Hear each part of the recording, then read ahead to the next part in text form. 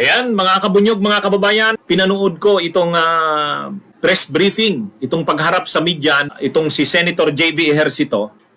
Dinidiscuss niya ang tungkol sa China. Ngayon, mga kabunyog, si J.B. Ejercito, yung tungkol sa mga Pilipino, ewan ko kung dapat pang tawaging mga Pilipino yon.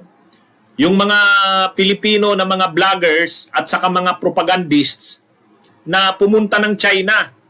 Mga 2 linggo yata sila doon. Inisponsoran ng China yung kanilang biyahe. Ngayon, ang nag-expose niyan itong si JB Ejercito. Kaya si JB Ejercito, pinuputakti rin ng mga pinuprotakti rin ito ng mga propaganda ng mga DDS. Na sinasabihan siya na maka-US, tuta daw ng itong si JB Ejercito. O anyway, panoorin natin yung sinabi ni JB Ejercito. Based on your own assessment, they are trolling you because they believe on the narrative of China, or more of nakikita nyo binabayaran lang sila? Well, yun ang I don't know if they really believe in the narrative of China. Napakahirap ibenta eh. Kung Pilipino ka talaga, kung normal kang Pilipino, hindi ka kakampi sa China dahil binubuli tayo, kinukuha ng teritoryo natin eh.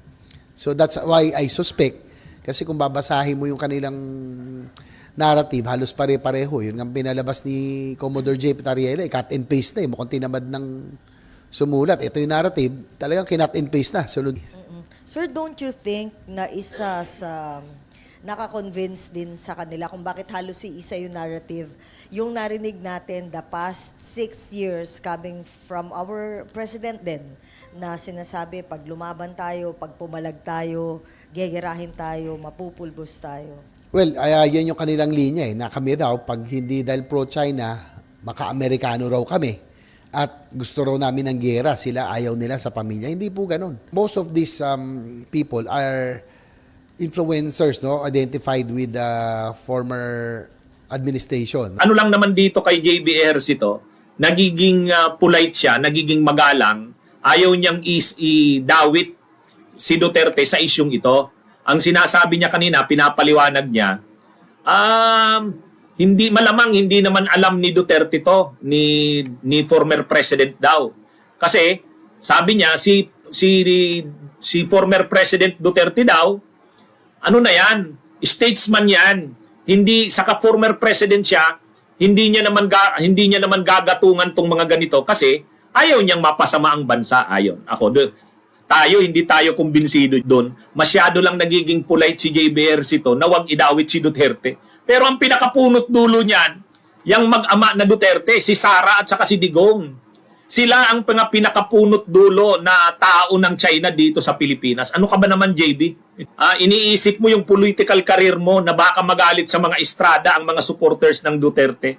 Ayaw niyang tumbukin. Sila ang pinakapunot dulo ng grupo ng China dito.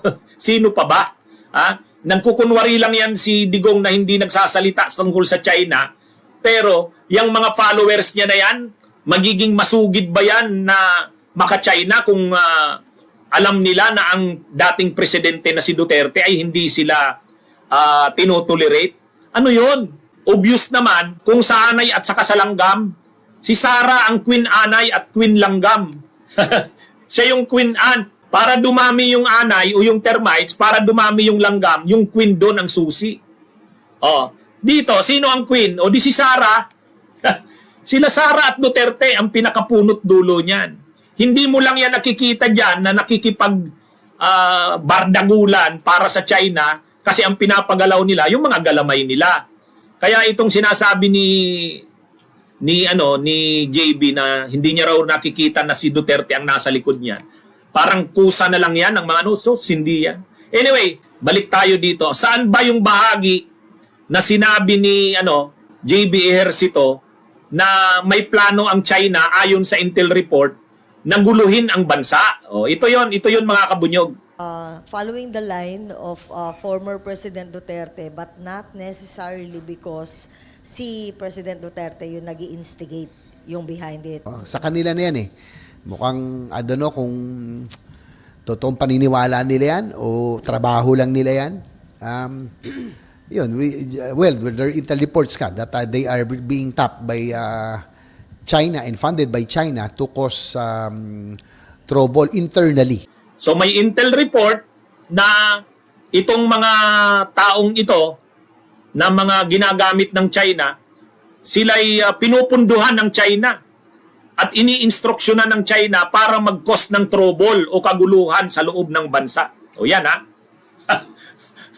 Oh, yan yung yan yung kaya lang ang sinasabi nito ni JB Ejercito, hindi niya raw nakikita na involved diyan si Duterte. So, diyan lang siya nagkamali. Kaya lang ayaw i-connect ni JB Ejercito si dating presidente Duterte doon.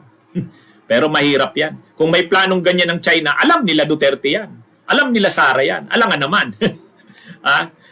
Hindi kasi kinikwento ng buo ni JB Ejercito yung sinasabi niyang intel report. Anyway, mga kabunyog, hindi naman talaga malayo yan na ang China may planong ganyan sa Pilipinas. Kaya nga dapat tayo maging matibay na ang stand nating mga Pilipino. Yung mga traidor sa bansa natin, talagang i-expose na natin.